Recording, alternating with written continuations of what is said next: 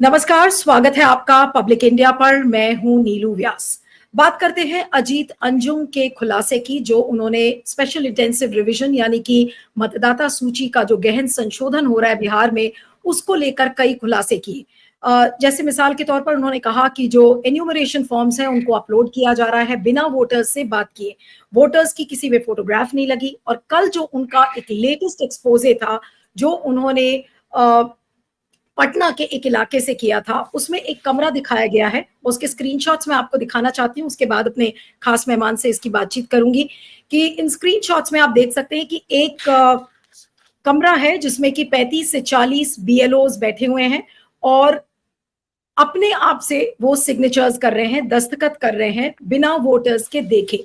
और ये एक नहीं, बहुत सारे बीएलओज हैं और जिनको अजीत अंजुम ने कल एक्सपोज किया। फुलवारी शरीफ पटना का ये वीडियो था और लगभग 14-15 मिनट का वो वीडियो है और उस पर उन्होंने ये खुलासा किया है।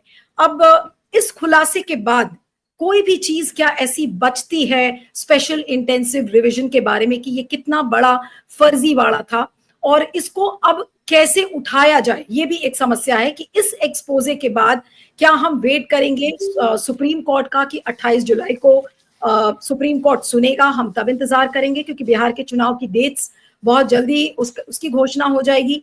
21 जुलाई को चुनाव आयोग को जवाब देना है सुप्रीम कोर्ट को और अगली सुनवाई, जैसा मैंने कहा, कि 28 जुलाई को है। लेकिन इस एक्सपोजे के बाद सो मोटो क्या सुप्रीम कोर्ट को संज्ञान नहीं लेना चाहिए और बाकी पॉलिटिकल पार्टीज हैं उनका रोड मैप क्या होना चाहिए? और अजीत अंजुम ने यह भी कहा कि उनको ये डर है कि उनके खिलाफ पहले ही एक एफआईआर हो चुकी है, हो सकता है कि उनके खिलाफ 2 या 3 एफआईआर और होने के चांसेस हैं। ये उनके सूत्र ने उनको बताया है और इस बात का उन्होंने खुलासा अपने वीडियो में भी किया। तो आज इसी सब को लेकर हम बातचीत करेंगे। आज सुबह हमने देखा था और पब्लिक इंडिया पे ही जो मैंने लाइव किया था 12 बजे, उसमें राहुल गांधी का ट्वीट भी दिखाया था कि राहुल गांधी ने उसको ट्वीट किया है। और तो मैंने सोचा कि आज इस पर बातचीत की जाए। हमारे साथ इस समय गुरदीप सप्पल हैं, जो कि कांग्रेस वर्किंग कमेटी के मेंबर हैं, कांग्रेस एडमिन इंचार्ज हैं। Thank you so much Gurdeep for joining and on such an important exposé. लेकिन गुरदीप का सरोकार सिर्फ कांग्रेस एडमिन इंचार्ज तक ही नहीं है, क्योंकि गुरदीप राज्यसभा टीवी के सीईओ थे जब मैंने उनके साथ काम किया था, खुद एक जर्नलिस्ट रह चुके हैं। इसलिए मुझे लगा कि इनसे बात करना बहुत ज्यादा महत्वपूर्ण होगा और इनके व्यूज जानना भी बहुत जरूरी है। एक तरफ पार्टी का व्यू होगा और एक जर्नलिस्टिक व्यू भी है इस पूरे खुलासे को लेकर। Gurdeep, thank you so much for joining. और पहले तो आपकी एक मैं प्रतिक्रिया लेना चाहती हूँ जो खुलासे अजीत अंजुम ने किए हैं। और अजीत अंजुम के साथ आज जो लोग नहीं खड़े हैं या जो लोग खड़े हैं, उस प्रक्रिया के बारे में भी जानना चाहूंगी, क्योंकि इस समय कई लोग इस बात को सोच रहे हैं कि पता नहीं अजीत अंजुम ने सही दिखाया या नहीं दिखाया। आपका क्या मानना है? नीलू, जो काम अजीत अंजुम जी ने किया है बिहार में ग्राउंड रिपोर्टिंग करके, वो सबकी आंखें खोलता है। एज अ राजनीतिक दल हम लोग तो लगातार इस बात को कह रहे थे कि ये जो गहन वोटर सूची का एसआईआर जो कर रहे हैं, रिवीजन कर रहे हैं, उसके अंदर गड़बड़ है। और गड़बड़ वैचारिक स्तर पर है, गड़बड़ इलेक्शन कमीशन के अधिकारों के सवाल पर भी है और गड़बड़ उसके क्रियान्वयन कर ऊपर भी है। लेकिन अजीत अंजुम जी ने जाकर जो ग्राउंड रिपोर्टिंग करके आईना दिखाया है सबूत के साथ, वो पूरे देश के सामने है। और केवल वही नहीं, इवन दैनिक भास्कर ने जो रिपोर्टिंग की है लगातार अपने 100 रिपोर्टर्स को भेजकर, उन्होंने भी जो किया है उसकी भी तारीफ की जानी चाहिए। क्योंकि अगर मीडिया सजग होता है तो जनता को पता लगता है कि सत्ता का दुरुपयोग कैसे हो रहा है। और सत्ता का दुरुपयोग अब सबके सामने है। दुखद बात यह है कि यहाँ पे केवल सत्ता नहीं है, बल्कि सत्ता के साथ साथ जो संवैधानिक संस्था है चुनाव आयोग, जिसकी जिम्मेदारी है देश के अंदर लोकतंत्र बचा रहे, लोकतंत्र फलता फूलता रहे, लोग अपने मत का प्रयोग कर सके, बेधड़क कर सके, वो संस्था इस पूरे शक के घेरे में और सवालों के घेरे में आ गई है। नहीं, लेकिन गुरदीप, अब सवाल ये उठता है कि अब क्या सिर्फ ये कहने से काम चल जाएगा कि वो शक के घेरे में है? शक के घेरे में तो ये लोग 2024 के चुनाव या उसके पहले के चुनाव से भी थे, जब बहुत सारे पिटिशंस फाइल हुए वीवीपैट को लेकर, ईवीएम्स को लेकर। लेकिन अब जो हो रहा है बिहार में, सब लोगों का ये मानना है और जितने भी इंटेलेक्चुअल एक्सपर्ट्स हैं और जो लोग इस काम से जुड़े हुए हैं, मैं लगातार उनके टच में हूँ, और उनका ये मानना है कि ये एक टर्निंग पॉइंट है और इसके बियॉन्ड अब कोई चीज देखी नहीं जा सकती। तो क्या अभी भी हम इस उम्मीद से आप बैठते हैं कि शायद चुनाव आयोग कुछ सही कर लेगा या कुछ कोर्ट संज्ञान ले लेंगे? क्या आज ये उम्मीद सही होगी करना, या फिर कुछ एक ड्रास्टिक कुछ एक एक्शन लेने का समय है? देखिए, जो लगातार गिरावट संस्थाओं में आ रही है मोदी राज में पिछले 11 साल में, वो जैसे आप पहाड़ से उतरते हैं तो बहुत सारे टर्निंग पॉइंट आते रहते हैं। तो एक के बाद एक कई टर्निंग पॉइंट हम देखते आ रहे हैं, और इस वक्त जो है वो हमारी उन तमाम शंकाओं को बिल्कुल प्रूव कर रहा है कि चुनाव आयोग अपनी जिम्मेदारी नहीं कर रहा है। जब हमने महाराष्ट्र का मुद्दा उठाया था और जब हमने कहा था कि महाराष्ट्र में गड़बड़ हुई है, और आपको याद होगा कि मैंने खुद सबसे पहले इस बारे में लिखा था ट्विटर पे, तो बहुत सारे लोग इसको यकीन करने को तैयार नहीं थे। यहाँ तक कि राजनीतिक दलों के अंदर भी और हमारी अपनी पार्टी के अंदर भी बहुत सारे लोग, बहुत हमारे मित्र, बहुत सारे इंटेलेक्चुअल्स ये कह रहे थे कि भाई आपने अपना काम नहीं किया, पॉलिटिकल पार्टी ने, तो आप ब्लेम दूसरे के ऊपर क्यों डाल रहे हैं? आप अपना काम करते तो शायद ये रिजल्ट नहीं आता। और हम ये बार-बार लोगों को बता रहे थे कि ऐसा नहीं है, पॉलिटिकल पार्टीज अपना काम करती हैं, लेकिन चुनाव आयोग को जो काम करना था, उसमें गड़बड़ हुई है, इस करके नतीजे गलत आए हैं। और दूसरी बात, वो जो सैद्धांतिक बात है कि क्या पॉलिटिकल पार्टीज जब तक वो पूरी तरह मजबूत नहीं होंगी, तब तक क्या लोकतंत्र को पनपने नहीं दिया जाएगा? आज हम ये बात कह रहे हैं कि अगर पॉलिटिकल पार्टीज मजबूत होंगी, अगर पॉलिटिकल पार्टीज के पास हर बूथ के ऊपर बीएलए होगा, अगर हर एक पॉलिटिकल पार्टी के पास बूथ के ऊपर वर्कर पन्ना प्रमुख होंगे, अगर उनके पास वोटर लिस्ट को जांचने का पूरा साधन होगा, तभी उनके लिए लोकतंत्र है। गुरदीप, आप ये कह रहे हैं कि क्या इन सारी चीजों का एक्सेस आप लोगों के पास नहीं है? मैं कांग्रेस की बात कर रही हूँ, मैं आरजेडी की बात कर रही हूँ, क्योंकि कल तेजस्वी यादव ने भी एक वीडियो ट्वीट किया जिसमें कि बीएलओस के साथ एक बीजेपी की जिला अध्यक्ष लेडी थी, वो बैठी हुई थी। और जब जिस पर्सन ने वो वीडियो शूट किया था, जब उसने पूछा कि आप यहाँ पर किस कैपेसिटी में हैं, तो उन्होंने बोला हम समाज सेवा कर रहे हैं। अब ये बीजेपी की जिला अध्यक्ष अगर वो ये कहती है कि मैं समाज सेवा कर रही हूँ बीएलओस के साथ एसआईआर की एक्सरसाइज में, क्या ये कान नहीं खड़े करता? और सिर्फ ये कह के कि हमारे पास एक्सेस नहीं है बीएलएस का, क्या ये काफी होगा? नीलू, आपको याद है आपके पिछले इंटरव्यू में मैंने ये सवाल उठाया था कि 4 लाख वॉलंटियर्स कौन हैं? किसने उनको अपॉइंट किया? उन वॉलंटियर्स को कैसे पता चला कि चुनाव आयोग हमारी तलाश में है और हमको चुनाव आयोग से जाके संपर्क करना है? तो एक पैरेलल सिस्टम जरूर बना।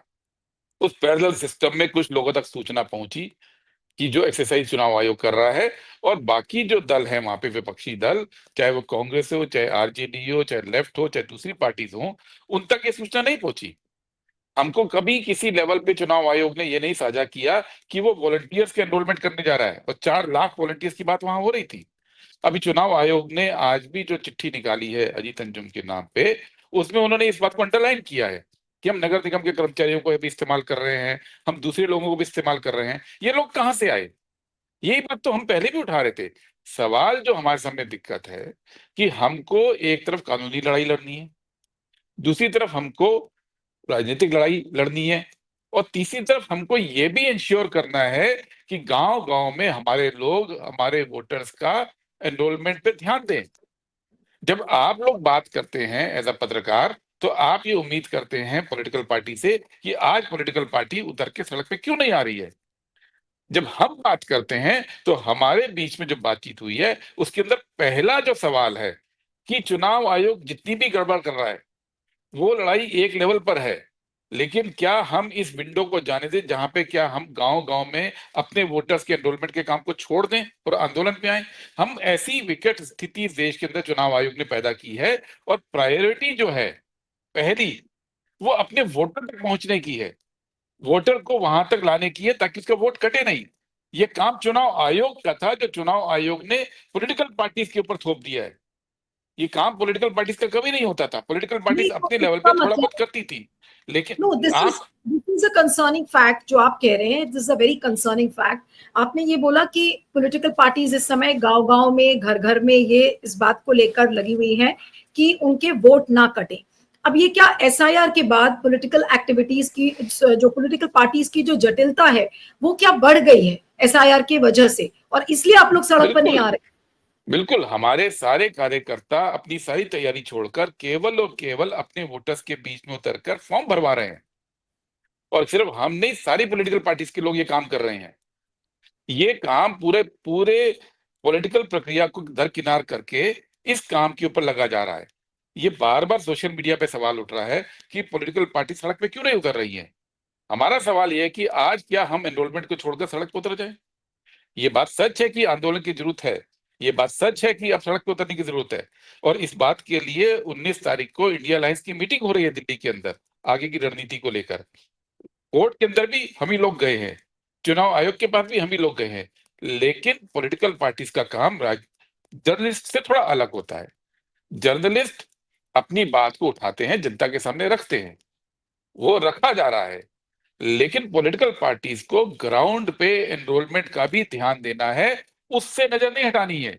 अगर उससे नजर हट गई तो फिर तो पूरा षड्यंत्र अपने आप सफल हो गया। फिर तो सीधी सी बात है कि आपके वोटर्स ने फॉर्म ही नहीं भरा तो उनके नाम कट गए।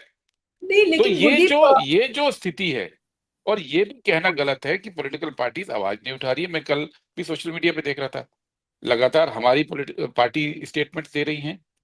जब अजीत अंजुम जी का ट्वीट आया और एक्सपोजे आए, तो सभी तमाम लीडर्स ने उसको ट्वीट भी किया है। पिछले 2-3 दिन में आप देखेंगे, ऐसा नहीं कि नहीं किया है। चाहे वो कम्युनिकेशन के हेड हों, चाहे सोशल मीडिया के हेड हों, चाहे मेरे जैसे लोग हों, सबने अलग अलग अपने लेवल पे इसको उठाया है।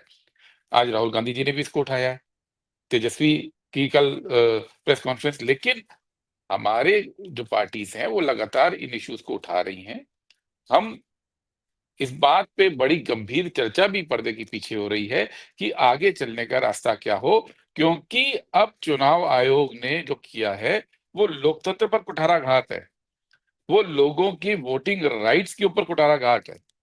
अगर जो जो वोटिंग राइट, हर एक व्यक्ति को एक वोट की जो पावर दी गई है इस देश के अंदर, उस पावर को आप डाइल्यूट कर रहे हैं। तो ये केवल ये नहीं है ना, मुद्दा ये नहीं है कि ये वाला नहीं नोटिफिकेशन विड्रॉ हो जाएगा या नहीं हो जाएगा। नहीं नहीं गुरदीप, मुझे लेकिन आपसे ये जानना है कि बहुत सारी चोरी, कई लोग ये कह रहे हैं और एक्सपर्ट्स का मानना है, ग्राउंड पर मेरी अजीत अंजुम से खुद लगातार फोन पर बात हो रही है जब से वो इनफैक्ट बिहार गए हैं। कई बार उनसे बात हुई है और उनका भी ये मानना है कि बहुत सारे वोट तो चोरी हो चुके होंगे और किसी को पता ही नहीं है। अगर एन्यूमरेशन फॉर्म बिना वोटर से बात किए अपलोड कर लिया गया है तो उसको लेकर क्या काउंटर एक्टिविटी है ऑपोजिशन के पास, उसको कैसे काउंटर करेगा आज ऑपोजिशन जो इसी ऑलरेडी के वोट लिए चोरी हो गए? इसी के लिए 19 तारीख को मीटिंग बुलाई गई है। आगे जो जो इनपुट्स आ रहे हैं, चाहे वो अजीत अंजुम ला रहे हैं, चाहे वो दैनिक भास्कर से आए हैं, और ये मत मानिए कि हमारे अपने कार्यकर्ताओं के थ्रू इनपुट नहीं आ रहे हैं। इनपुट्स हमारे कार्यकर्ताओं की मार्फत भी तो पहुंच रहे हैं। हमारे कार्यकर्ता, हमारे लीडर भी तो हर गांव के अंदर इस समय हैं। आरजेडी के भी तो लोग हैं, इनपुट वहां से भी आ रहे हैं। सवाल ये है कि इस पे आगे की रणनीति को नी जर्क नहीं किया जा सकता है। अगर आप नी जर्क रिएक्शन करेंगे तो पूरी की पूरी प्रक्रिया जो है, जिसमें बाद में कॉम्प्रोमाइज होना है इलेक्शन कमीशन का कि भई नाम कट गए, वो तो हम खुद ही प्लेट में धर के दे देंगे। तो हमको उस प्रक्रिया के ऊपर एनरोलमेंट भी कराना है, और हमको चुनाव आयोग को एक्सपोज भी करना है, और हमको ये पूरी बात सड़क पे भी लेके जानी है। नहीं, लेकिन ऐसा मुझे तो एक नहीं है चीज कि नहीं 9 समझ तारीख आ को रही। ऐसा तो नहीं है कि 9 तारीख को चक्का जाम नहीं किया गया था। खुद राहुल गांधी सड़क पर उतरे थे।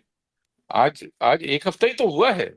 इस 1 हफ्ते के अंदर जस्ट बिकॉज़ कि नई-नई जानकारी सामने आ रही है, इसका मतलब ये नहीं है कि पॉलिटिकल पार्टीज एक्टिव नहीं है।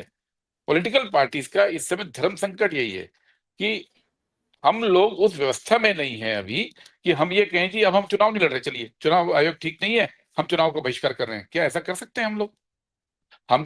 हमको जमीन पे भी लड़ाई लड़नी है, हमको नहीं, सड़क पे भी आप लड़ाई जमीन, लड़नी है, हमको कानूनी भी लड़ाई लड़नी है। ये आपने ठीक तीनों कहा कि काम आपको, ये तीनों काम देश में पहली बार थोपे जा रहे हैं हम पे। पहली बार थोपे नहीं, जा रहे हैं ना। लेकिन जब आपको ये पता है कि चुनाव आयोग पूरी तरह से कॉम्प्रोमाइज्ड है, चुनाव आयोग किसी की बात सुनने के लिए तैयार नहीं है, तो फिर ऐसे चुनाव आयोग का बहिष्कार करना या उसके बारे में, बहिष्कार के बारे में बात करना इतना नो गोज एरिया क्यों है पॉलिटिकल नहीं नहीं, पार्टीज के लिए? बहिष्कार के बारे में बात नहीं, सवाल नहीं है। सवाल ये है कि चुनाव आयोग को लेकर जो गड़बड़ कर रहा है पिछले 6-7 महीने से, राहुल गांधी ने पार्लियामेंट में उठाया, प्रेस कॉन्फ्रेंस में उठाया, कांग्रेस पार्टी ने अलग अलग लेवल पे उठाया, इंडिया पार्टीज मिली हैं। ये कोई एक दिन की लड़ाई तो नहीं हो रही है। आप ये तो नहीं कह सकते हैं अब कि चलिए अब चुनाव आयोग गड़बड़ कर रहा है तो हम भी जो है लोकतंत्र को सस्पेंड कर देते हैं और हम इस प्रक्रिया में इन्वॉल्व नहीं होते हैं। हमको तो लड़ाई इस प्रक्रिया में इन्वॉल्व रह के भी लड़नी है, कानून पे भी लड़नी है, और अब जरूरत पड़ेगी तो सड़क पे भी लड़नी है। ये कहना बहुत आसान लगता है कि चुनाव का बहिष्कार कर दीजिए। बहिष्कार करने के बाद क्या होगा? आप डिक्टेटरशिप को पूरी तरह पावर देना चाह रहे हैं? आप क्या सब कुछ सौंप के निकलना चाह रहे हैं? ये सॉल्यूशन नहीं है। सॉल्यूशन हर लेवल पर लड़ाई लड़ने का है। और एक बात और समझिए, लोकतंत्र में जितना स्टेक होल्डर पॉलिटिकल पार्टी है उसको बचाने के लिए, उतनी ही स्टेक होल्डर लोग भी हैं जो वोटर है, उतना ही स्टेक होल्डर मीडिया भी है। सब अपना अपना काम जब करेंगे तब लोकतंत्र बचता है। नहीं मीडिया का एक बहुत छोटा चुनाव हिस्सा आयोग आप लोग कर रहे हैं, बाकी मीडिया तो कॉम्प्रोमाइज्ड है। नहीं, जैसे आप चुनाव आयोग ये कहता है कि देखिए 80% फॉर्म्स हमने भर दिए हैं। अब क्या उसको क्रॉस चेक करने का है कोई तरीका, कोई जरिया? आप लोग भी कोई डेटा लेकर आइए कि भाई कितने वोट्स काटे हैं, क्या हुआ है, क्या उसके बारे में कोई जानकारी अभी तक ऑपोजिशन पार्टीज को हुई है कि कितने वोट्स अभी तक अगर कटे अगर हैं? आपको याद होगा, जी। तो 9 तारीख के पहले ही आरजेडी ने, तेजस्वी यादव जी ने अपनी प्रेस कॉन्फ्रेंस में, और कांग्रेस ने भी ये डिमांड की थी कि जो फॉर्म भरे जा रहे हैं उसको आप जो अपलोड कर रहे हैं अपनी वेबसाइट पे, वो पब्लिक को आप ओपन कीजिए। हम ये बात हवा में तो नहीं मांग रहे थे ना, हमको ये अंदेशा था कि क्या हो रहा है। और इलेक्शन कमीशन के पास जो अर्नेट सिस्टम है, जो उसका सिस्टम उन्होंने पूरा बनाया था 2014-15 में, उसके अंदर टेक्निकल रूप से ये बिल्कुल संभव है कि हर एक व्यक्ति को अपना फॉर्म देखना की अनुमति हो। ऐसा कोई प्रॉब्लम तकनीकी रूप से इलेक्शन कमीशन को नहीं है। अगर इलेक्शन कमीशन को इस बात में संशयों को हटाना था तो वो फॉर्म्स को नेट पे पब्लिक कर दे। वो नहीं कर रहा है, इसकी लड़ाई खत्म तो नहीं हुई है। ये लड़ाई तो अभी 28 को फिर से सुप्रीम कोर्ट में जा रही है। 19 को इंडिया अलायंस की मीटिंग है, पार्लियामेंट में उठेगी। आप निश्चित तौर पे मानिए कि पार्लियामेंट में किस तारीख से उठने जा रही है। तो सवाल ये है कि लाखों करोड़ों फॉर्म जमा हो रहे हैं। अब वो कितने जमा हो रहे हैं, वो गिनती पॉलिटिकल पार्टी कैसे कर सकती है? हमारे पास कोई भी तरीका है गिनने का? वो तो चुनाव आयोग को ही बताना है ना। और चुनाव आयोग उसमें ट्रांसपेरेंसी नहीं रख रहा है। नहीं, लेकिन चुनाव यही आयोग तो जैसे इशू है। कहता है कि चुनाव आयोग ने ये बोला, मैं किसी पेपर में पढ़ रही थी कि चुनाव आयोग ने ये कहा कि बहुत सारे वोटर्स ऐसे हैं जो नॉट अवेलेबल होते हैं या फिर किसी की डेथ हो गई है, वो उस तरीके का आंकड़ा लेकर आते हैं। लेकिन क्या कोई ऐसा आंकड़ा मिल सकता है कि पॉलिटिकल पार्टीज के पास क्या कोई वे आउट नहीं है ये देखने के लिए कि उनके जो स्ट्रॉन्ग होल्ड्स है वहां पर कितने वोटर्स का एन्यूमरेशन हुआ है या नहीं हुआ? ये तो हो सकता है ना। तो जैसे मैंने अपनी बात यहीं से शुरू की थी कि हमारा फोकस इस वक्त ये भी है सभी पॉलिटिकल पार्टीज का कि जो हमारे वोटर्स हैं उनके फॉर्म सही रूप में जमा हो। ये गांव गांव में काम हो रहा है, हमारे लोग हाथ पे धर के नहीं बैठे हैं। लेकिन सच ये है कि जो काम चुनाव आयोग का है, वो काम हम लोगों को अपने कार्यकर्ताओं से करना है। पॉलिटिकल पार्टीज के पास जो कार्यकर्ता होते हैं वो अपनी क्षमता के अनुसार इस काम को पूरा करते हैं। लेकिन चुनाव आयोग ने अपनी जिम्मेदारी छोड़ दी है। चुनाव आयोग का रोल था कि हर व्यक्ति जो नागरिक है उसको वोट डालने का अधिकार रहे। और नागरिकता चुनाव आयोग तय नहीं करता है। नागरिकता का सिंपल सा इशू है, जो व्यक्ति यहाँ पैदा हुआ है, यहाँ रहता है, वो नागरिक माना जाता है। अगर वो नागरिक नहीं है तो इसको सरकार को प्रूफ करना पड़ता है। यहाँ पे तो उल्टा सिस्टम हो गया कि हर नागरिक को प्रूफ करना पड़ेगा कि वो नागरिक है कि नहीं है। और करोड़ों लोग को अगर आप कह देंगे, या लाखों लोगों को अगर आप कह देगा चुनाव आयोग कि नहीं हमने इनका फॉर्म एक्सेप्ट नहीं किया, ये नागरिक नहीं है, तो कल वो लाखों या करोड़ों लोग सड़क पर होंगे, इस देश की सारी सुविधाएं उनकी बंद होने का बेस बन जाएगा। तो सरकार के पास क्या सिस्टम है ये प्रूफ करने का वो नागरिक है या नहीं है? वो लोग कितने साल तक लाइन में लगेंगे? वो लोग कितने साल तक अपनी नागरिकता के लिए संघर्ष शुरू करेंगे? ये तो नया सिस्टम जो चुनाव आयोग बना रहा है वो केवल वोटर तक सीमित नहीं है। मैं बार बार इस बात को कहता हूं कि अगर मान लीजिए चुनाव आयोग कल वापस कर देता है आदेश और कहता है नहीं जी अब हम जो है 25 तारीख तक नहीं, हम तो और 1 महीना इस प्रक्रिया को चलाएंगे ताकि सब लोग ढंग से फॉर्म भर दें। ये कह सकता है प्रेशर में, मीडिया का प्रेशर है, पॉलिटिकल पार्टीज का प्रेशर है, चुनाव आयोग ये कह सकता है कि हम इसको एक्सटेंड कर रहे हैं। और इसमें कोई दिक्कत नहीं है, चुनाव आयोग इलेक्शन भी एक्सटेंड कर सकता है 6 महीना, वही पावर है। तो अगर चुनाव आयोग ये कह देता है कि हम इसको महीना 2 महीना समय और दे रहे हैं, तो क्या ये ठीक हो जाएगी एक्सरसाइज? तब भी एक्सरसाइज गलत है। नहीं, क्योंकि लेकिन इस बेसिक एक्सरसाइज के डिमांड क्या मार्फत होगी? इस बेसिक बेसिक डिमांड डिमांड हमारी बस ऑपोजिशन की क्या है कि निरस्त करना है एसआईआर? क्या ये डिमांड होगी कि आप कैंसिल करें, उसको रिवोक करें देखिए ऑर्डर? देखिए हमारी बात बिल्कुल क्लियर है, हम एसआईआर के खिलाफ हैं, क्योंकि ये एसआईआर कई लेवल पे गड़बड़ है। पहला लेवल ये है कि आपने चुनाव के ठीक पहले ये कर रहे हैं और आपने पूरे बिहार को एक अराजकता की स्थिति में लोगों को डाल दिया। लोग भागे भागे फिर रहे हैं, कहीं किसी को फॉर्म नहीं है, कहीं किसी को डॉक्यूमेंट नहीं है, कहीं किसी को फोटो नहीं है, कोई बाहर है, कोई कहीं है। लोगों को टाइम ही नहीं दिया आपने। इस चीज के लिए टाइम देना चाहिए। और दूसरी बात, जो चुनाव आयोग ने पूरा सिस्टम पलटने की कोशिश की है कि वो नागरिकता जांच कर रहा है, इसलिए हम एफआईआर के खिलाफ हैं। आप नागरिकता कैसे जांच कर सकते हैं? आपको किसने मैंडेट दिया? ये 1995 के अंदर सुप्रीम कोर्ट ये बात कह चुका है कि चुनाव आयोग नागरिकता नहीं जांच सकता है। नागरिकता किसी को प्रूव नहीं करनी होती है किसी भी देश में, खासतौर पर भारत के संविधान के अंदर ये स्पष्ट रूप से है कि अगर मैं यहाँ रहता हूं और मैं नागरिक हूं, तो मुझे जाके अपनी नागरिकता प्रूव नहीं करनी है। मैं हूं नागरिक। अगर सरकार को ये शक है कि नागरिकता पे सवाल है, तो सरकार को प्रूफ लेके आना है कि कोई व्यक्ति नागरिक है या नहीं है। नागरिक को अपनी नागरिकता का प्रूफ नहीं देना होता है। ये बेसिक बात है। बेसिक बात को आप समझिए। हम इस बेसिक बात के खिलाफ हैं। हर व्यक्ति जो यहाँ रहता है या पैदा हुआ है वो नागरिक है। हर नागरिक के अपने अधिकार हैं। वोट उसमें एक सबसे बड़ा अधिकार है और उन अधिकारों को कोई छीन नहीं सकता। और नागरिकता को साबित करने के लिए कोई कह नहीं सकता है। हाँ, अगर सरकार को किसी पे शक है तो सरकार को सबूत लाना होता है कि कोई व्यक्ति नागरिक क्यों नहीं है। ये थोड़ी है कि फॉर्म नहीं भरा तो मैं नागरिक नहीं रहा। ये थोड़ी है कि कागजात नहीं है तो नागरिक नहीं रहे। नहीं, लेकिन ये कैसी इस देश के सिचुएशन? अंदर लाखों लोग सड़क पर रहते हैं। लाखों करोड़ों लोग सड़क पर रहते हैं, उन पे कागज नहीं होते हैं। कल वो नागरिक नहीं रहेंगे तो क्या आप नहीं, उनको कहीं लेकिन फेंक के आएंगे सब? गुरदीप, लेकिन जो सिचुएशन इस समय अनफोल्ड कर रही है, ठीक है, रिपोर्टर्स जो भी ग्राउंड पर हैं, चाहे वो अजीत अंजुम हो, चाहे दैनिक भास्कर के रिपोर्टर्स हो, जो भी कर रहे हैं, हम लोग भी अपने एंड से सारे पैनल डिस्कशंस कर करके इन चीजों को सेंसिटाइज कर रहे हैं एक्सपर्ट्स के साथ। लेकिन इसके बावजूद ये इंप्रेशन क्यों जा रहा है कि पॉलिटिकल पार्टीज, जो ऑपोजिशन की पार्टीज हैं, they are not doing enough? Now like you explain the situation, आपने कहा कि हमारे जो कार्यकर्ता हैं, हमारे जो नेता हैं, वो इस समय सबको फॉर्म भरवाने में लगे हुए हैं ताकि किसी का नाम ना कटे। This is a very decent logic which you have given, but don't you think that more needs to be communicated as far as opposition parties are concerned? Why is this impression going कि opposition parties इस समय साथ में नहीं खड़ी हैं? कल भी हम लोगों ने इसी आ, पर एक सॉलिडारिटी मैराथन किया, सब ने ये बात बोली और बड़े बड़े जर्नलिस्ट उसमें थे, सब ने, सबका ये मानना था कि ऐसा क्यों लग रहा है कि ऑपोजिशन पार्टीज हाथ पर हाथ रखकर बैठी है, या तो फिर कम्युनिकेशन इनफ नहीं हो रहा है, या तो कुछ चीजों को ठीक से बताया नहीं जा रहा लोगों को। कहीं ना कहीं कुछ तो कमी है। ऐसा इंप्रेशन क्यों जा रहा है? देखिए, कम्युनिकेशन नहीं पहुंचा तो ये भी एक कमी हो सकती है, लेकिन इससे बड़ी एक दूसरी बात है। आज के हर व्यक्ति अपने प्रिज्म से देख रहा है। जो पत्रकार वहां पे अभी इंडिपेंडेंट है, वो इस प्रोसेस में कहाँ गड़बड़ी है उसको ध्यान दे रहे हैं।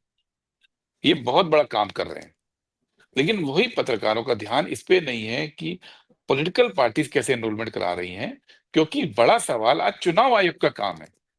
उनके सामने सवाल ये नहीं कि पॉलिटिकल पार्टीज अपने कार्यकर्ताओं को एनरोलमेंट में लगा रही है नहीं लगा रही हैं। ये सवाल नहीं। आज उनके सामने जिम्मेदारी ये है उन पत्रकारों के सामने कि वो इस पूरा जो गलत फैसला है उसको एक्सपोज करें। तो वो सही रूप से वहां देख रहे हैं, उसके बियॉन्ड नहीं देख रहे।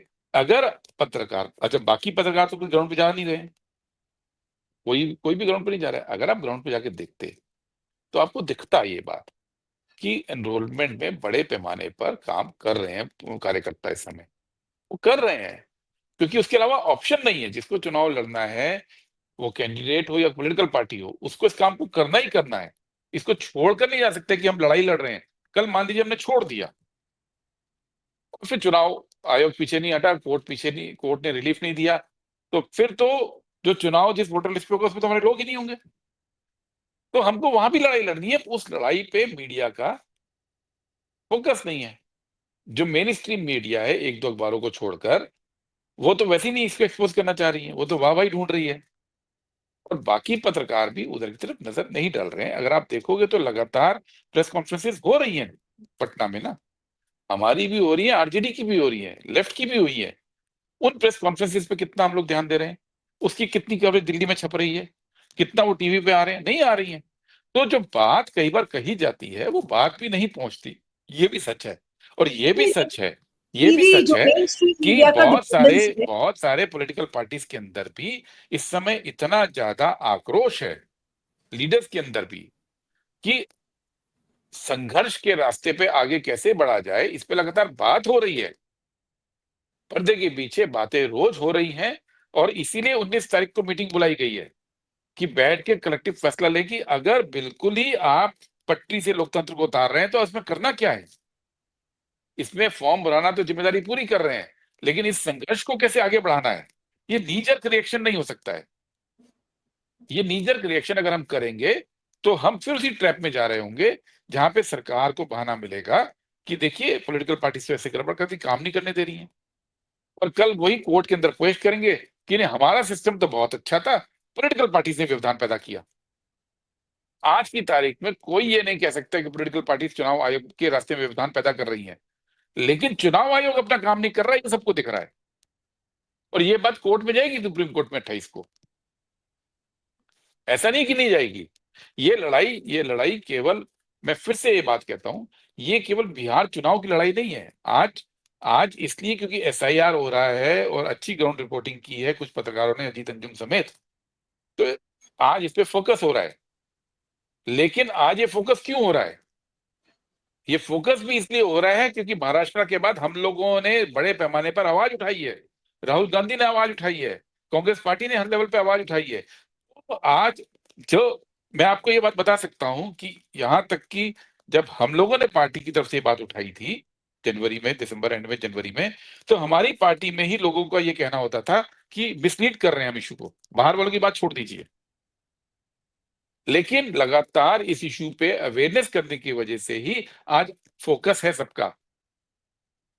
तो ये लड़ाई ऐसा नहीं कि हम लड़ नहीं रहे हैं, लेकिन पॉलिटिकल पार्टी की लड़ाई, जिसको कि चुनाव भी लड़ना है, तैयारी भी करनी है और इस इश्यू को फ्लैग भी करना है और संघर्ष भी करना है, वो मीडिया की लड़ाई से अलग होता है।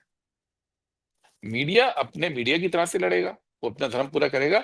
और आप यकीन मानिए, ऐसा नहीं है कि ये चुनौती चुनाव आयोग को नहीं मिलेगी, मिलेगी लेकिन अभी। गुरदीप, ये इंप्रेशन ऑल्टरनेट मीडिया को क्यों जा रहा है कि आज ऑपोजिशन उनके साथ नहीं है? ये इंप्रेशन ठीक नहीं है, और ये मुझे बाय एंड लार्ज हर ऑल्टरनेट मीडिया के बंदे जिससे हम बात बात कर रहे हैं, वो बाय एंड लार्ज यही कह रहा है कि अरे ऑपोजिशन पार्टीज हमारा कभी साथ नहीं देंगी, हमें जो अपना करना है वो हमें करना है। जैसे देखिए, petitioning to the Supreme Court, बहुत सारी कल कल नहीं बहुत नहीं सारी नहीं, बातें। लेकिन देखिए ऐसा इसमें इसमें क्यों जा रहा है? मैं, नहीं नहीं, इसमें एक बेसिक बात आप ये समझिए, आप डेटा निकाल के देख लीजिए, आप अजीत अंजुम के ही वीडियोस देख लीजिए, कांग्रेस के कितने नेताओं ने, कितने कार्यकर्ताओं ने उसको ट्वीट किया है, आप देखिए, आपको मिलेगा ट्वीट। ऐसा नहीं है, हो क्या रहा है कि हर व्यक्ति को लग रहा है कि ये संघर्ष इस हिसाब से ही चलना चाहिए था। ऐसे नहीं होता है। कांग्रेस पार्टी से लोग, आप उसको कह सकते हैं एफिकेसी कम है, ज्यादा है, असर कम है, ज्यादा है, 100 लोगों को करना चाहिए था, 50 लोगों ने किया, या ए को करना चाहिए था, बी सी डी ई ने किया, ए ने क्यों नहीं किया। ये सवाल अपनी जगह है, लेकिन सवाल ये है कि अगर आप सोशल मीडिया पे जाकर देखेंगे ट्वीट्स रीट्वीट्स, तो है। जब 2 दिन पहले अजीत अंजुम जी पे एफआईआर हुई, तो जो सबसे ज्यादा रिट्वीटेड और कोट ट्वीट्स हैं वो कांग्रेस पार्टी के लीडर्स के हैं। अभी भी आप उसको खोल के देख सकते हैं। नहीं, क्या आपकी पार्टी से किसी ने अजीत अंजुम जी से बात किया? क्योंकि मेरी तो कल उनसे फोन पर बात हुई थी और उन्होंने कहा कि मेरे पास कोई एक भी व्यक्ति मुझे मिलने भी नहीं आया। फॉरगेट कांग्रेस, वहां तो आरजेडी में तेजस्वी यादव खुद पटना में बैठे हैं, and Ajit Anjum is in Patna. Can't Tejashwi Yadav go and meet him, lend him a hand of support? ऐसा कुछ क्यों नहीं हो रहा है? क्या ये चीजें जरूरी नहीं लगती पार्टी को? I mean, I am asking a very देखिए, ब्लंट क्वेश्चन, बट नहीं दैट्स अ रियलिटी। नहीं नहीं, आप ब्लंट क्वेश्चन कीजिए। मैं पत्रकार रहा हूं, आप भी पत्रकार रहे हैं। जब हम एक रिपोर्ट करते थे, तो हम उस रिपोर्ट को करके अपनी ड्यूटी पूरी करते हैं। पत्रकार ये कहना कि इस रिपोर्ट के बाद ये एक्शन होना है, ये नहीं, ये एक्सपेक्टेशन अलग चीज होती है। सवाल ये है कि अजीत अंजुम जी की रिपोर्टिंग जो हो रही है, क्या उसका असर हो रहा है? एज अ पत्रकार, क्या वो डिस्कोर्स को सेट कर पाए हैं? एज अ पत्रकार, क्या उनके इश्यूज को बाकी अपोजिशन पार्टी उठा रही है? ये सब तो हो रहा है। मुझे लगता है कि हम कहीं ना कहीं इशू को पर्सनलाइज ना करें। इस आंदोलन में जो चुनाव आयोग को के इस पूरे फैसले को एक्सपोज करने की जो कोशिश हो रही है, उसमें एक मेजर रोल यूट्यूबर्स का और अजीत अंजुम जी का और दैनिक भास्कर जैसे अखबारों का है। वो अपना काम कर रहे हैं, पॉलिटिकल पार्टीज अपना काम कर रही हैं। ये बात आप इस बात को समझिए। मुझे नहीं पता कि कितने लोगों ने उनको फोन किया। मुझे ये पता कि मैंने फोन नहीं किया। और मैंने क्यों नहीं किया? क्योंकि जो पत्रकार ग्राउंड पे पूरा दिन भाग रहा है, उसको मैं फोन करके क्यों डिस्टर्ब करूंगा? मैंने उनके समर्थन में एक ट्वीट से अपनी बात कही, जो कि अभी भी मुझे लगता है कि कई हजार लोगों ने उसको किया है। तो हम अपनी बात को अलग अलग माध्यम से सॉलिडेरिटी एक्सप्रेस कर रहे हैं ना। मुझे पता है, मैंने पवन खेड़ा का भी ट्वीट देखा था, मैंने सुप्रिया श्रीनिवास का भी ट्वीट देखा था, और मैंने बहुत कांग्रेस लीडर्स का देखा था। आज राहुल गांधी जी ने ट्वीट किया है। तो बात हम ये नहीं कह रहे हैं कि आप कम्युनिकेट एक एक माध्यम से नहीं कर रहे हो, दूसरे माध्यम से करेंगे, ऐसा नहीं है। कम्युनिकेट कर रहे हैं और वो सब उनको भी दिख रहा है। मुझे नहीं लगता कि इस तरह की बात को हमको लाना चाहिए। मीडिया को अपना काम करना है, और उस काम के लिए हम उनको बिल्कुल शुक्रिया भी कह रहे हैं। और उस काम के ऊपर पूरी बातचीत 19 तारीख को जब मीटिंग होगी, उसमें ये बात इश्यूज उठेंगे, 100% उठेंगे इशू। नहीं, लेकिन एक ये भी सवाल उठता है गुरदीप की, अगर आज अजीत अंजुम जैसे पत्रकार के ऊपर एक एफआईआर दर्ज हुई है, तो लीगल सपोर्ट उन्होंने खुद उस दिन ट्वीट किया कि मैं तो अगर जरूरत पड़ेगी तो मैं खुद सुप्रीम कोर्ट जाऊंगा। वो कहते भी है कि मैं किसी पे डिपेंड नहीं करता हूँ। देखिए, लेकिन मैं बहुत सारी चीजों को मैं जानता हूँ। मैं पब्लिक प्लेटफॉर्म पर नहीं बोलता हूँ। मैं आपको इतना कह सकता हूँ कि वो अकेले नहीं। हो लेकिन सकता जो है बहुत सारी चीजें हम लोग नहीं करते हैं, पर वो अकेले नहीं है। और ना ही उनकी ये अकेले की लड़ाई है। उनकी लड़ाई में भी साथ हैं हम लोग, और वो अकेले नहीं है। बस मैं इतना ही कहूंगा अभी।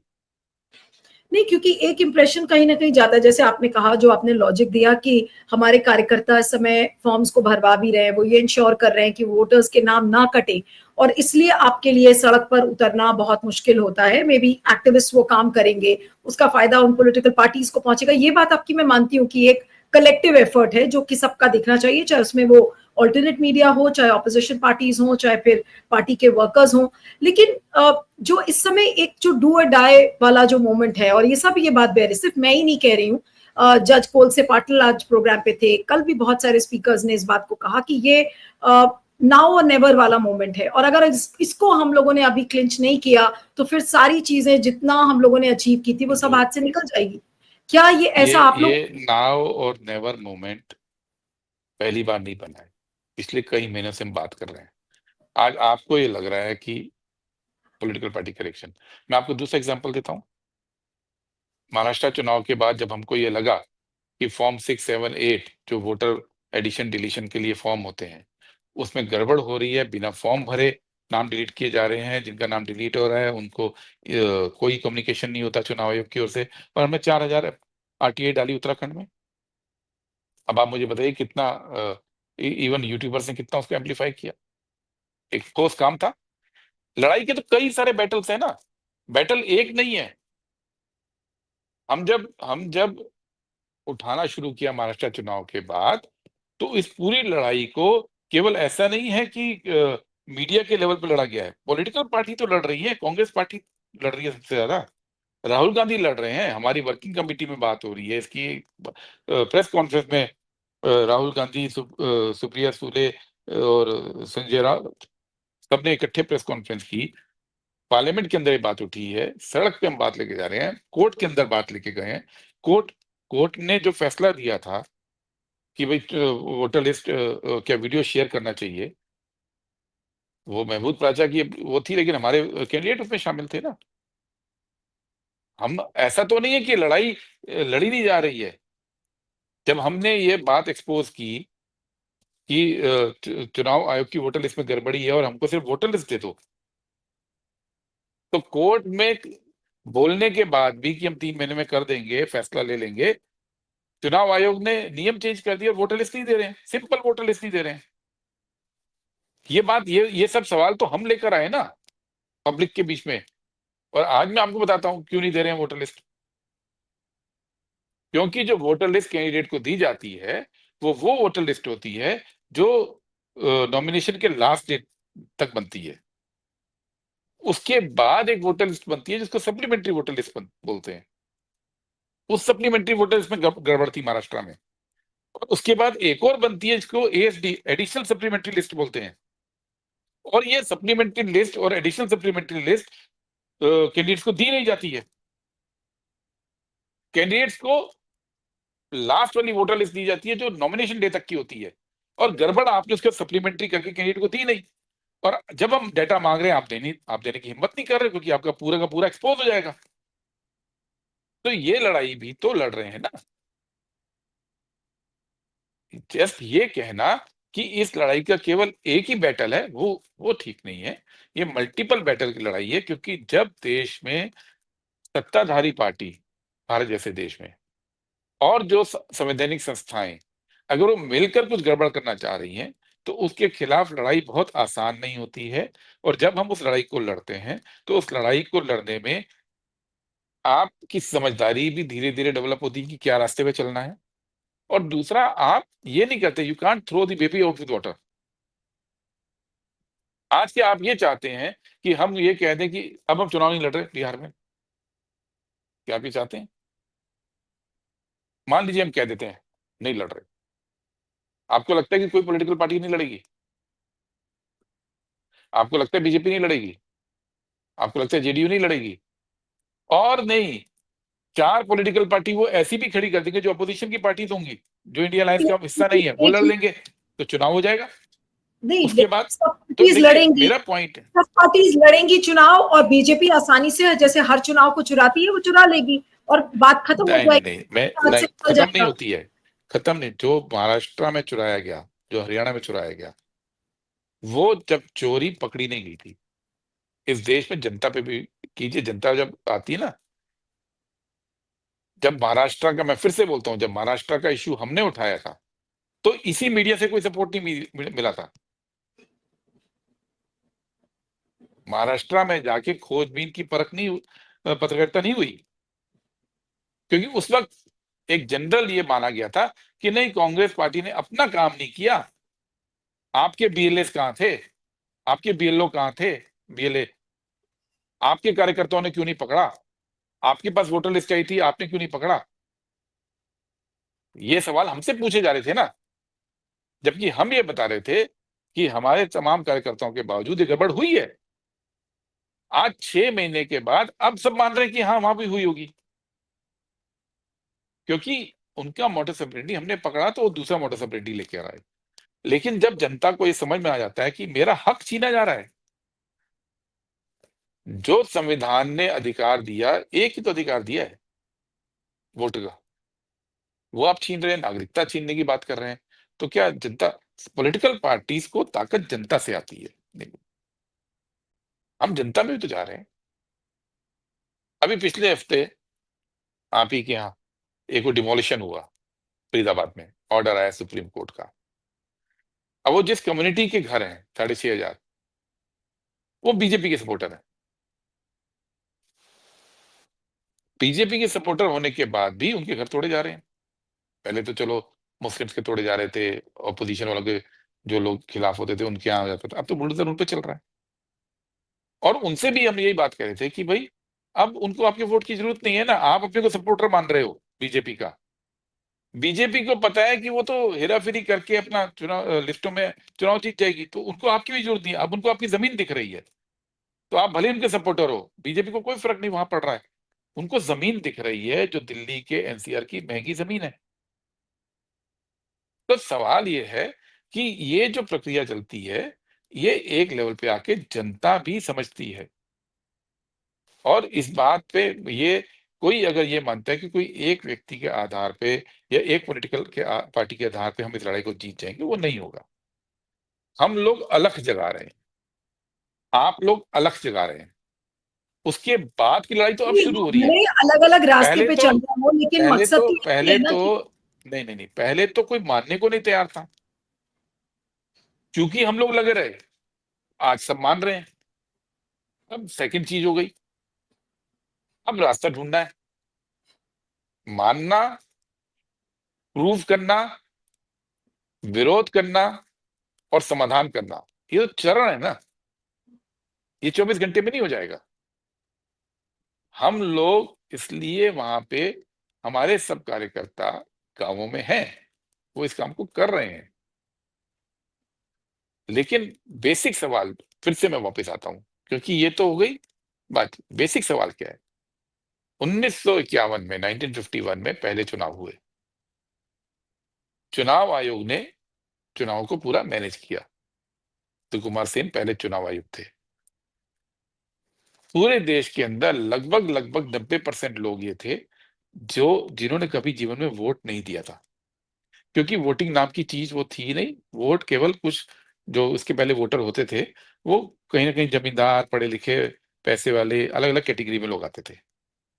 लेकिन जो निरक्षर लोग थे, जिनके पास जमीनें नहीं होती थी, जो छोटी कम्युनिटी के लोग थे, उनके पास वोट नहीं था। तो दूसरी तरफ जो पॉलिटिकल पार्टीज थी, उनके पास हर गांव के अंदर कार्यकर्ता नहीं था। कांग्रेस के पास तो फिर भी था हर गांव में कार्यकर्ता। बाकी जितनी पार्टीज लड़ी थी, चाहे उस समय में जनसंघ लड़ी हो, चाहे सोशलिस्ट पार्टीज हो, चाहे डॉक्टर अंबेडकर की पार्टी रही हो, उनके पास तो हर हर हर गांव के अंदर कार्यकर्ता नहीं था ना। बीएलओ नाम की चीज तो नहीं होती थी।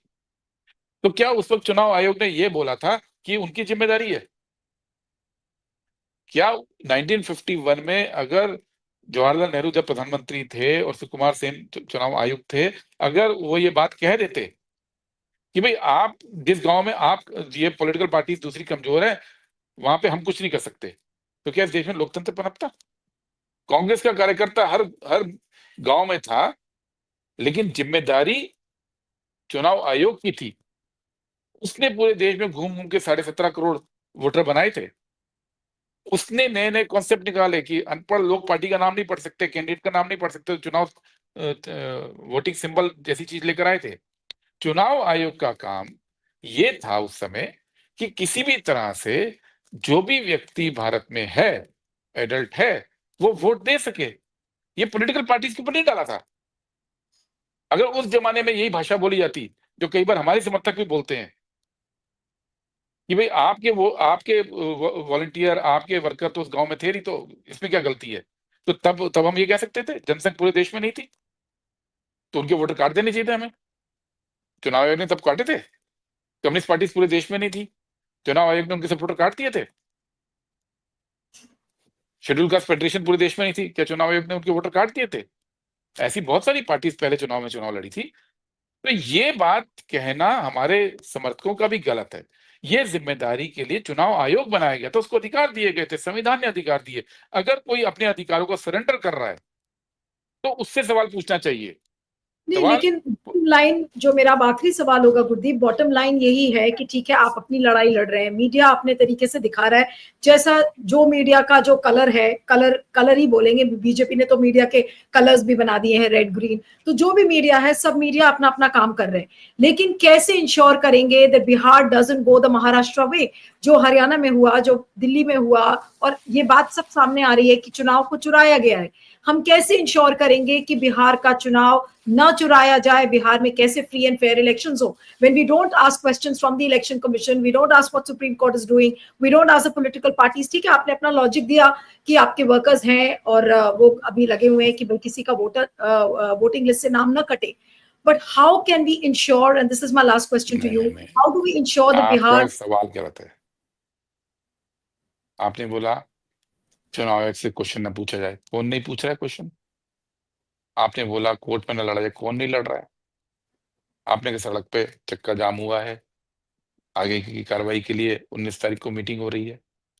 आप किसी ने भी ये बोला है कि जो ऑल्टरनेटिव मीडिया काम कर रहा है, उस पर कोई सवाल तो किसी ने नहीं उठाया। ऑल्टरनेटिव मीडिया विपक्ष पे सवाल उठा रहा है, लेकिन ऑल्टरनेटिव मीडिया पे हमने सवाल नहीं उठाया है, और पॉलिटिकल पार्टीज ये तमाम चीजों पे चल रहे नहीं हैं। तो आपको क्या हो लग रहा है कि सकता है, ऑब्जेक्टिव मीडिया तो सवाल उठा रहा है, वो गलत सवाल है क्या इस समय जो नहीं नहीं, ऑपोजिशन से पूछ रहे हैं? मैं तो बोला ना कि उन पे कोई सवाल नहीं उठा रहा है ना, वो काम कर रहे हैं, वो अच्छा काम कर रहे हैं, उन पे कोई सवाल थोड़ी उठा रहा है। मैं यही तो कह रहा हूँ, वो अपना रोल प्ले कर रहे हैं, उन्होंने नहीं तो बहुत आप बड़ा काम किया। नहीं तो हमें कोई एक्सपेक्टेशन नहीं रखनी चाहिए किसी पॉलिटिकल पार्टी से, ऑपोजिशन से खासकर, जो आपने कहा ना कि क्यों नहीं सब रखनी अपना अपना चाहिए? काम कर रहे हैं। एक्सपेक्टेशन अगर इस देश में एक दूसरे से नहीं होगी तो पूरा सिस्टम कोलैप्स करता है। जो प्रेशर पॉलिटिकल पार्टीज समझती हैं, मैं सिर्फ एक बात कह रहा हूं कि ये पूरा महाराष्ट्र के बाद अवेयरनेस पॉलिटिकल पार्टीज ने ही पहले फैलाई है। महाराष्ट्र का चोरी हुआ चुनाव तो उस समय तक किसी को समझ में नहीं आया था, आज ये अवेयरनेस पॉलिटिकल पार्टीज ने फैलाई है।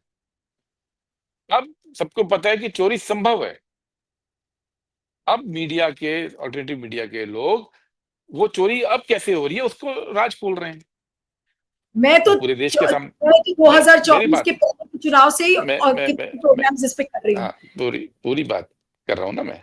महाराष्ट्र में जो इस तरह से चोरी हुआ था वो पहली बार सामने आया था, ठीक है ना। उसके बाद अब पता है कि चोरी संभव है, पहले तो कोई मानता ही नहीं था कि चोरी हो सकती है। अब चोरी कैसे हो रही है ये आप लोग सामने ला रहे हो। अब इसके साथ में ये कि इसको कैसे रोकना है,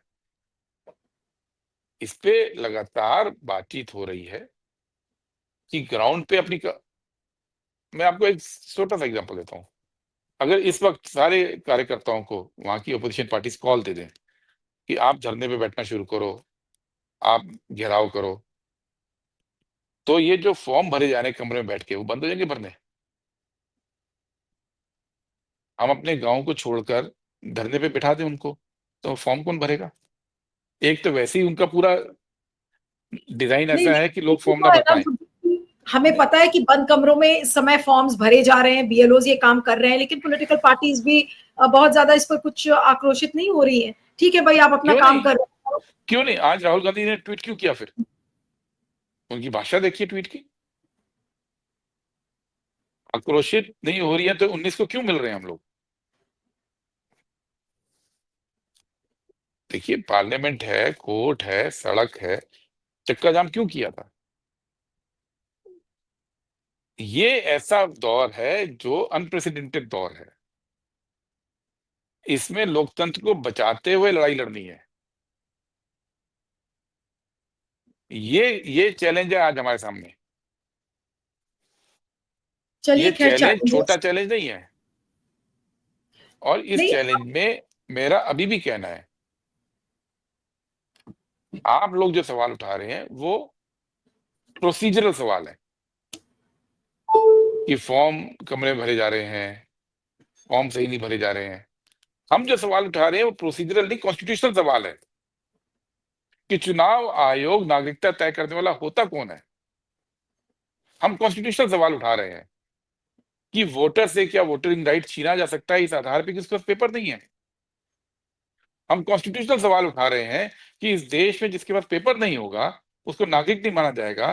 तो बहुत बड़ी संख्या में जो लोग गरीब हैं, जो सड़कों पे भी रहते हैं, जो जिनके पास घर नहीं होते हैं, जो अब जिनके पास पेरेंट्स के अपने कागज नहीं होते हैं, तो क्या उन सबको नागरिकता से वंचित कर देंगे? तो उनको कहाँ भेजेंगे आप? उनको क्या स्कीमों के राइट्स मिलना बंद हो जाएंगे? क्या उनको आप फ्री राशन बंद कर देंगे? क्या आप उनको गवर्नमेंट की कोई भी स्कीम बंद कर देंगे? क्या आप उनके बैंक खाते बंद कर देंगे? क्या उनके आप जितने भी ट्रांजेक्शन हैं उनके मोबाइल छीन लेंगे? हर एक में तो रेजिडेंस प्रूफ चाहिए होता है ना, नागरिकता के लिए है ये सब चीजें। तो क्या ये किसी ने सोचा है? और फिर जिनका नाम हट जाएगा पेपर न देने पे, नागरिकता के सवाल पे, वो अपील कहाँ करेंगे? कौन उस अपील को एड्रेस करेगा? और जो पूरा संविधान ने एक प्रक्रिया की है कि नागरिकता को सवाल उठाने की पावर सरकार की होती है, पर सरकार को यह सबूत देना होता है कि कोई व्यक्ति नागरिक क्यों नहीं है। उस प्रक्रिया क्या हुआ? एक एक कोई बीएलओ, ब्लॉक लेवल ऑफिसर, जो कोई टीचर होंगे, कहीं पे नगर निगम के कर्मचारी होंगे, वो किसी की भी नागरिकता पे क्वेश्चन मार्क लगा के हटा देंगे। वो रिपोर्ट देंगे भाई ये व्यक्ति का आज भी आप, और उसके बाद जो है ईआरओ कहेगा, जो एसडीएम होता है कि नहीं अब ये नागरिक नहीं है, इनका वोट काट दो। आप देश में परिस्थिति क्या पैदा कर रहे हैं? कई करोड़ लोग, 1 करोड़ 1.5 करोड़, मुझे नहीं मालूम फाइनल क्या फिगर आएगा, आप उनकी नागरिकता कैसे छीन सकते हो जबकि प्रक्रिया ही नहीं है संविधान के अंदर। हम केवल प्रोसीजरल सवाल नहीं उठा रहे हैं, हम संवैधानिक सवाल पे भी मंथन कर रहे हैं। डॉक्टर अंबेडकर ने बोला था संविधान पास करते हुए कि दुनिया का कोई भी संविधान कितना भी खूबसूरत क्यों ना बन जाए, अगर उसको चलाने वाले लोग सही नहीं है तो वो संविधान कमजोर पड़ जाता है, फेल होता है। वही हो रहा है। इलेक्शन कमीशन को फुल पावर है, उसके पास लेगेसी है, उसके तरीके हैं, लेकिन अगर आपको चलाना नहीं है जैसे आपको चलाना है, तो संविधान की व्यवस्था होते हुए भी चीजें फेल होती हैं। हमारी चलिए लड़ाई इसकी भी है। हम लोग पिछले 51 मिनट 14 सेकंड से बात कर रहे हैं और मुझे नहीं पता कि ये लड़ाई कैसे आगे लड़ी जाएगी। आप अपना काम कर रहे हैं, हम अपना काम कर रहे हैं, रोज सवाल खड़े कर रहे हैं और जो भी ग्राउंड रिपोर्ट्स आ रही हैं उनको भी उठा के देख रहे हैं कि क्या कैसे क्या हो रहा है।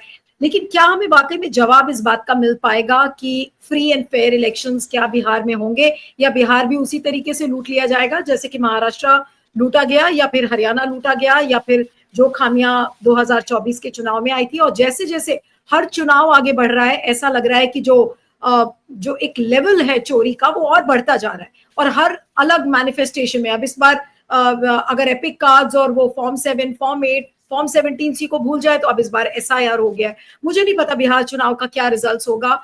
और लेकिन सिर्फ सवाल आज आपसे इसलिए किए कि फ्री एंड फेयर इलेक्शंस हम इंश्योर कैसे करेंगे। आपने भी अपनी प्रॉब्लम्स बताई और आप किस तरह से लड़ाई लड़ भी रहे हैं, आपने ये भी बताया।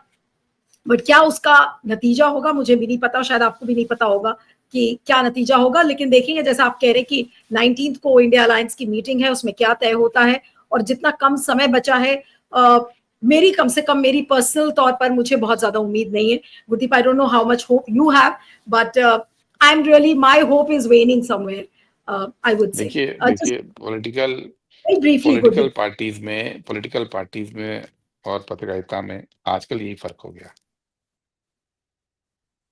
पॉलिटिकल लीडर्स ना तो होप कम कर सकते हैं, ना अपने कार्यकर्ताओं को डिमोटिवेट कर सकते हैं, क्योंकि उन्हीं के दम पे ये लोकतंत्र सर्वाइव करेगा। और ये मानना, अगर हम इसको दूसरी तरह से क्यों नहीं देखते हैं कि ये जो चोरी चल रही थी उसको हमने एक्सपोज कर दिया है, उसके खिलाफ जनमत तैयार करना शुरू कर दिया है जो पहले नहीं था। आज हर व्यक्ति इस बारे में बात करने लग गया है। आप इसको सफलता के रूप में क्यों नहीं देखते हैं? आप इसको, वो तो कर ही रहे थे जो कर रहे थे, जो बीजेपी कर रही है, जो इलेक्शन कमीशन कर रहा है, वो तो पहले भी कर रहे थे, अब भी कर रहे थे। लेकिन उनके खिलाफ एक माहौल बनाना, उसको उजागर करना, एक्सपोज करना और ये बताना कि नहीं ये गड़बड़ हो रहा है और ये संभव है, ये काम पिछले 6 महीने में इस देश के अंदर हुआ है। इस बात से अगर आपको प्रोत्साहन नहीं मिलता है, अगर आपको इंकरेजमेंट नहीं मिलता है, तो आप केवल quick fix solution to dictatorship चाह रहे हैं। डिक्टेटरशिप का क्विक फिक्स सॉल्यूशन नहीं है। अवेयरनेस, ऑर्गेनाइज एंड एजिटेट, ये काम हमको करना है ना, वो हम कर रहे हैं। कम या ज्यादा वो इतिहास बताएगा, चलिए, लेकिन कर यही काफी, रहे हैं। हाँ, बहुत देर का ये इंटरव्यू हो चुका है। इस चर्चा को यहाँ पे खत्म करते हैं। Thank you so much Gurdeep for joining. Thank you. Thank you.